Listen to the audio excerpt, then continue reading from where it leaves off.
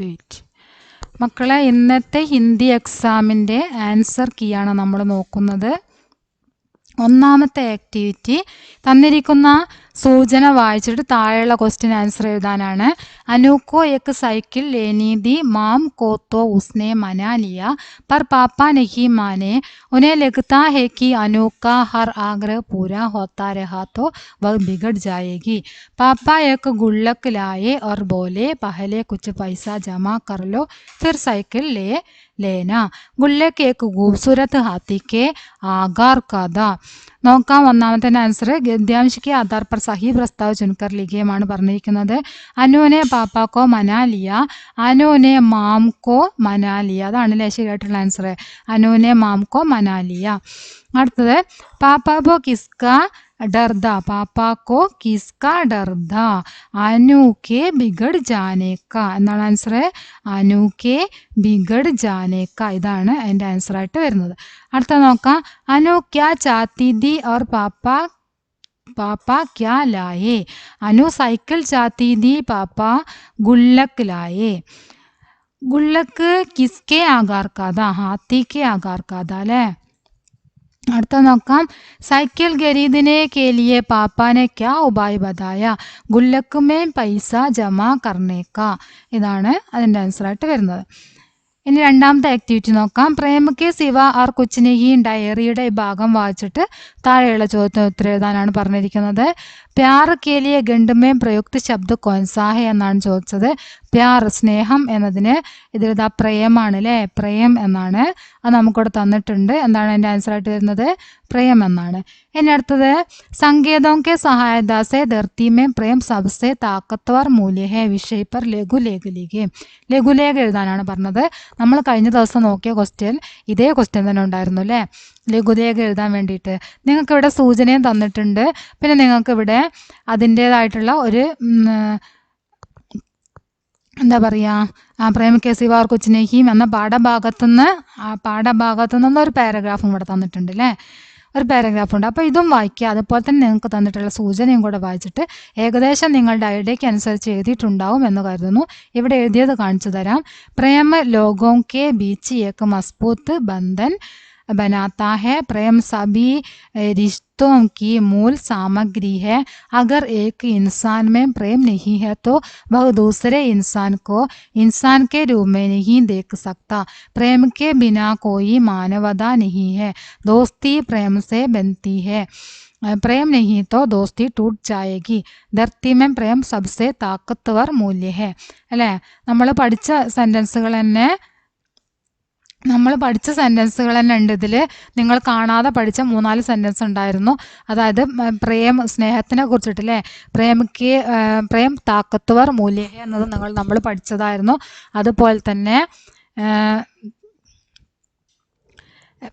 പ്രേം സെ വിശ്വാസ് ഹോത്താ ഹെ, പ്രേം സെ അവിശ്വാസ് ഖത്മ ഹോത്താ ഹെ എന്നൊക്കെ പഠിച്ചിട്ടുണ്ടായിരുന്നല്ലോ.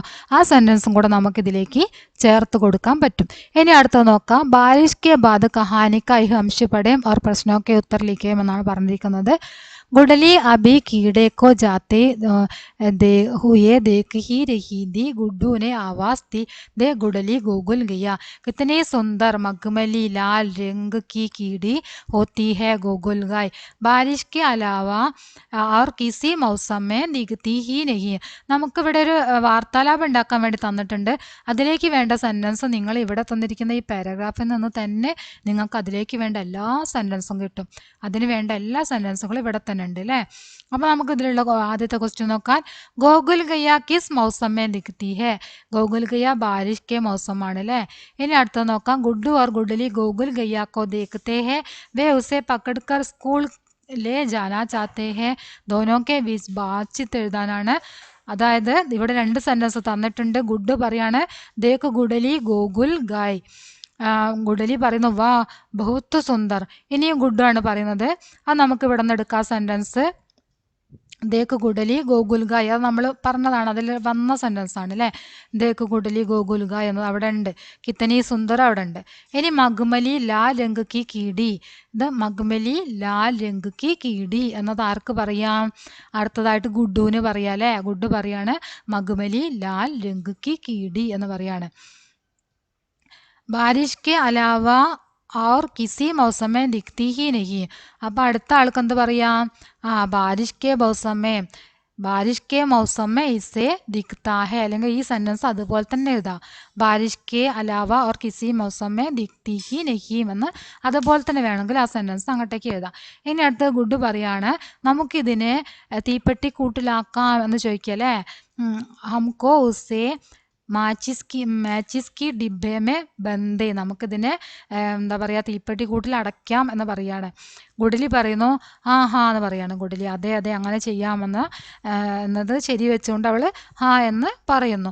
അങ്ങനെ രണ്ട് സെൻറ്റൻസ് നിങ്ങൾക്ക് പുതിയതുണ്ടാക്കാം, അല്ലെങ്കിൽ ഇതിൽ നിന്ന് തന്നെ നിങ്ങൾക്ക് ആവർത്തിച്ച് സെൻറ്റൻസ് ഉണ്ടാക്കിയിട്ട് ഇവിടെ നിങ്ങൾക്ക് ഈ 4 സെൻറ്റൻസ് എഴുതാനും കൂടെ പറ്റും.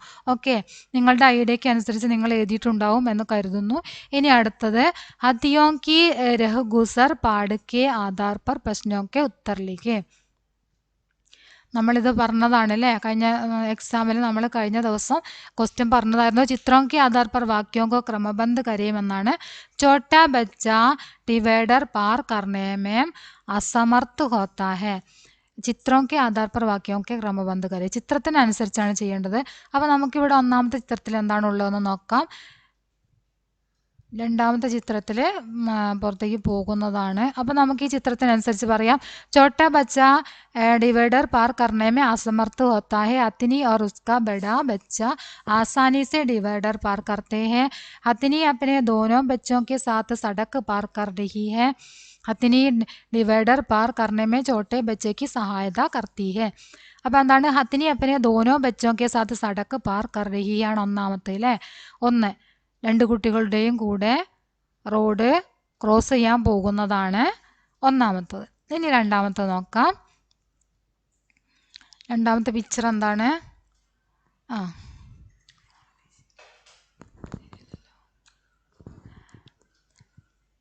ഹത്തിനി और उसका बड़ा बच्चा आसानी से डिवाइडर पार करते हैं ആണ് രണ്ടാമത്തത്.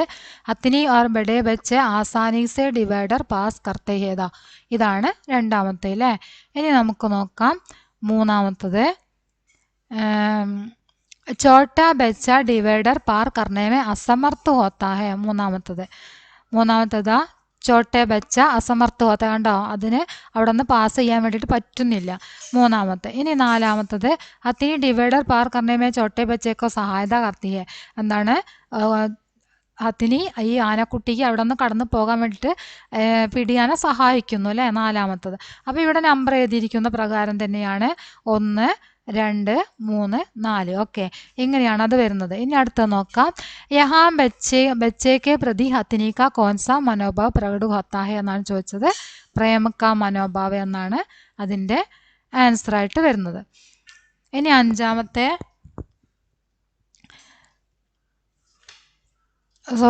പ്യാറക്ക എന്നാണ്, പ്യാറക്ക. ഇനി അടുത്തത് അഞ്ചാമത്തെ ആക്ടിവിറ്റി നോക്കാം.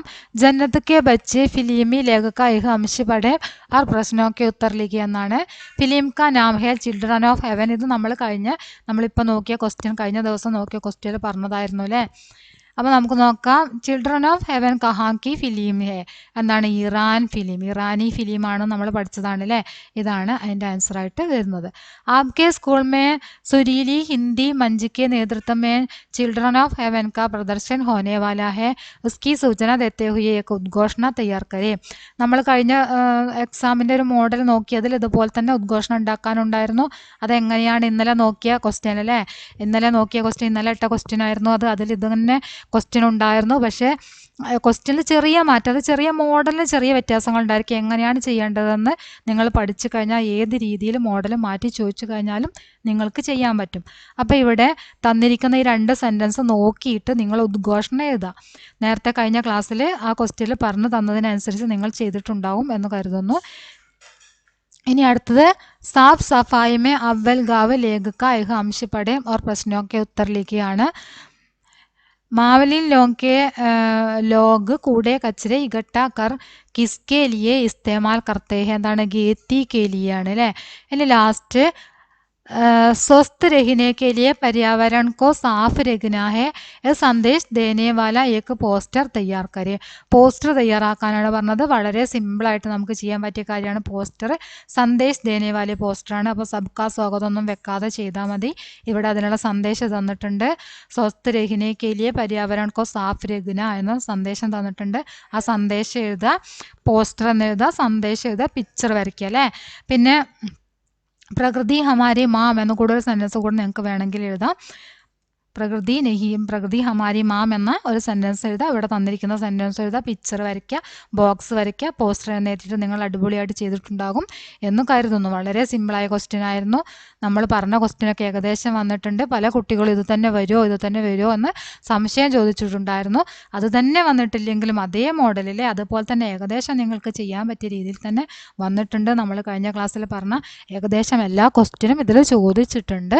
ആ ക്വസ്റ്റ്യൻ കണ്ടു പഠിച്ച കുട്ടികൾക്ക് എല്ലാവർക്കും നന്നായിട്ട് ചെയ്യാൻ പറ്റിയിട്ടുണ്ടാവും എന്ന് വിചാരിക്കുന്നു. നിങ്ങൾ നിങ്ങളുടെ അഭിപ്രായം കമൻറ്റ് ചെയ്യണം. തീർച്ചയായിട്ടും കമൻറ്റ് ചെയ്യുക, ലൈക്ക് ചെയ്യുക. ഓക്കെ.